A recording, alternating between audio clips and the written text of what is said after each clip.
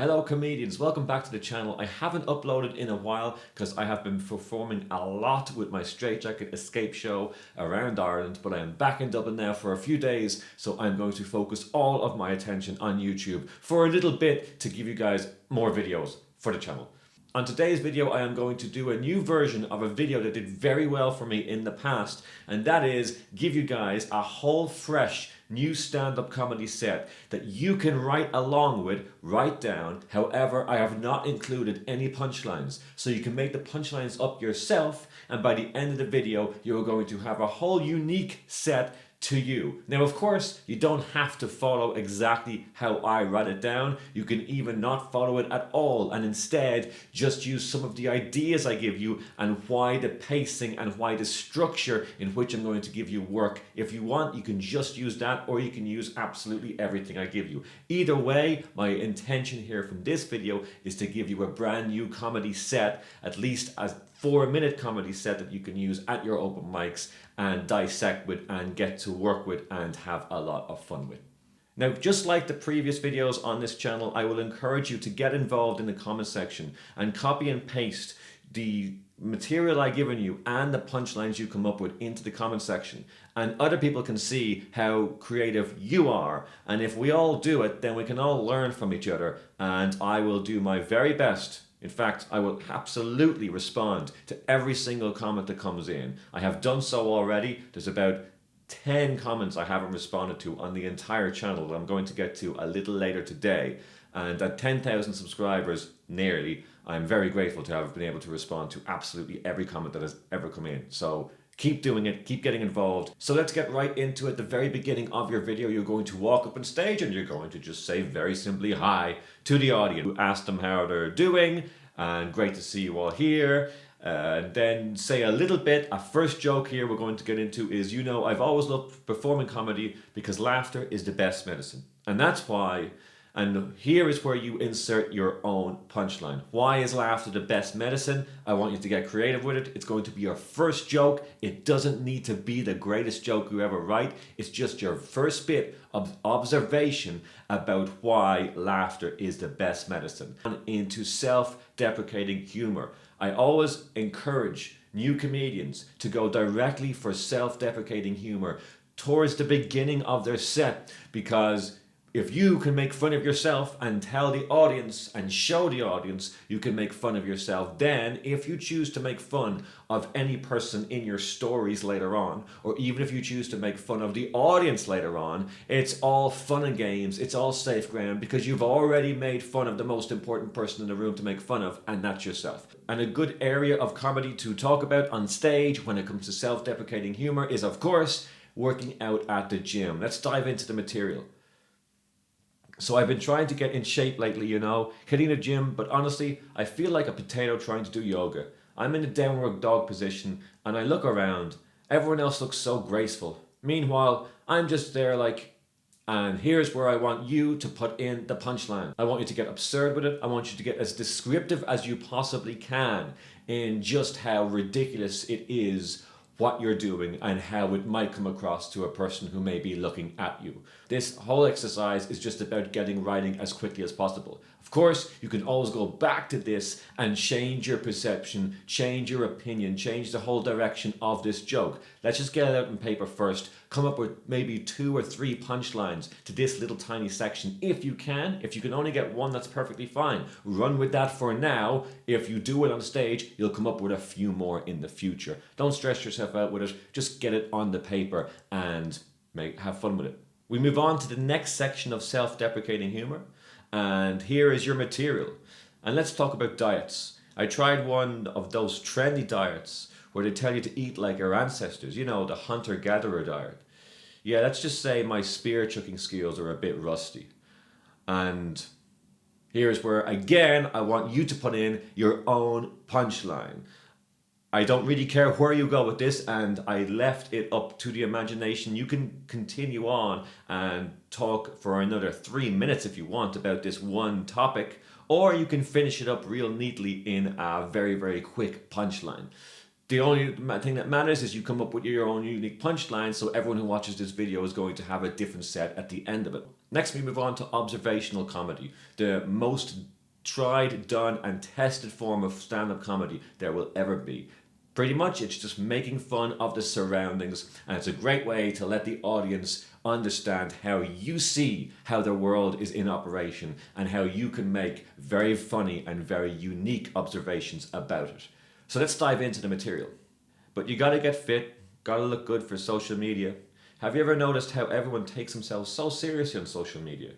I mean, people post pictures like they're a high end fashion suit. Oh, just casually sipping my coffee in front of this graffiti wall. Blessed, no filter. I tried doing that once, and here is where you can yet again insert your own punchline. I think you're beginning to get the idea. I don't need to explain it too much. And even if you can't get some of these punchlines, it doesn't really matter. Just leave it blank and come back to it. Watch the entire video and fill out the entire set I give you. And if you can't get a punchline after quite a while of trying it, maybe that joke just doesn't fit your kind of persona on stage. Just don't bother with it. Don't stress it out. If you can't make it work, then move on to something else, or else write your entire original setup and just insert them into the material I give you. Again, it's entirely up to you. It's your set. It's entirely up to the way you want to write it and you want to learn it and you want to perform it. I'm just giving you a foundation that I think will work in a basic level. And speaking of social media, do you ever get those friend requests from people you barely know? It's like, hi, we exchanged awkward silences in the hallway once in high school. Let's be Facebook friends. I'm just waiting for a friend request from my... And yet again, it could be a fictional person. It could be a person that you didn't get along with. It could be a person you got along with really well. It could be a person that you fancied that didn't fancy you back. Make up a fictional person if you have to in this situation, as long as when you hit the joke, when you tell the punchline, they're all going to know how absurd the connection might be, or they're all going to know in which way you meant for it to be funny. So we first covered self-deprecating material, then we moved on to observational. Now we're going to talk about relatable experiences. However, if you are writing a lot of punchlines so far, and you're getting a lot of mileage out of the two sections of comedy we've covered so far, you don't need to move on to the next part. If you're on a writing streak and you're getting all these creative ideas, don't move on. If anything, it's better to keep your set as little as possible, especially if you're only doing 4 or 5 minutes on stage. Don't do many topics. You're better off making them laugh more with less topics than covering a wide range of topics and a wide range of your personality traits. If you can get more laughs out of even just the observational style comedy, you don't even need to do anything but observational style. But yet again, to give you more material to work with, I will move on to relatable experiences. So let's dive in. You know, I recently discovered that becoming an adult is just looking for discounts. It's like we've become professional bargain hunters. We search for coupons, compare prices, and rejoice when we get a good deal. I'm convinced that if there was a gold medal for becoming an adult, it would be for...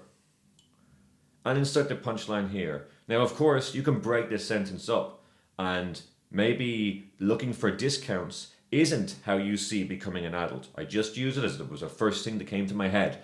But maybe you can find something funnier, you can find something better, you can find something that's going to get a laugh in the first part of this sentence. And if so, by all means use it. And then you can expand on it as you give more and more detail. But if you do choose to use this exact example I have here, all I want you to do is put the punchline, your own version and your own flavor into it at the very end. And let's talk about public speaking. It's terrifying. I always get so nervous. My hands start shaking. But you know what they say? Picture the audience in their underwear. So I tried that once, and let me tell you. And here is where you put in the first punchline of this section, and there's going to be a second punchline. But think about this for a few moments. If you can't think of a punchline, leave it blank and get on to the next one. If you can think of a punchline, try and think of a few. And then after you're finished, you just finish up this tiny section with, so now every time I perform, I imagine. And maybe you decided it's not a good idea to imagine the audience in their underwear. And so you have a different way you imagine the audience. Or maybe you want to expand further on the idea of the underwear and you want to get more extreme with it. So now every time I perform, I imagine, and you can get more even outrageous and even grotesque in your explanation on stage. It doesn't mean you matter as long as you have fun with it and as long as it makes you laugh, and hopefully it'll make them laugh. But they're less important than you, of course. So now we're going to move on to our closing section of our little stand-up comedy set we're writing.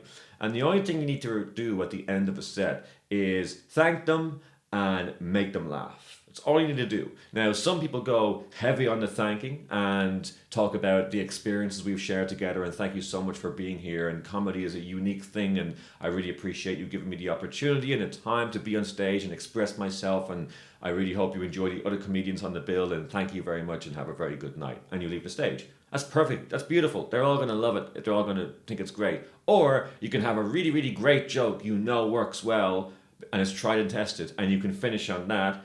And then in the middle of the laughter, you can just say, thank you very much, that's my time, and walk up the stage. Equally as good.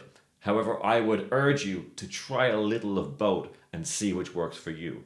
So let's get onto the material and see if we can get that in paper. All right, my time's almost up. But before I go, let's remember one thing. Life can be tough, but laughter is our secret weapon. So let's keep finding the funny in our everyday lives and keep sharing the joy.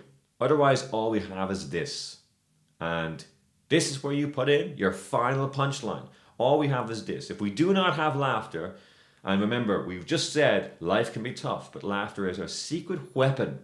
So let's keep finding the funny in our everyday lives and keep sharing the joy. Sharing the joy. All these terms are very strong that I've put down here.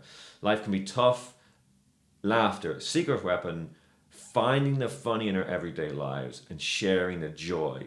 Very, very strong emotional words. And otherwise all we have is, are you going to also give an absurd, strong, emotional alternative response, or are you going to give a very lighthearted, very non-connected at all, absurd response? Again, it's up to you. Anything you write here will probably work because you've already established what kind of comedy you like to perform throughout your set. So the thing to remember is, all you have to do is keep up in line with what you've already been saying for the very, very last joke. It doesn't need to be your best joke. It just needs to get them laughing one more time. And as they're laughing, you're going to say, you've been fantastic. Good night, everybody. And this is going to tie together the two sides of closing out a set that I've spoken about. You've given them a little bit of your own view on performing and how important it is to you to not only get to perform, but to have an audience in front of you as you do so. And you get to make them laugh one more time with whatever kind of a style of comedy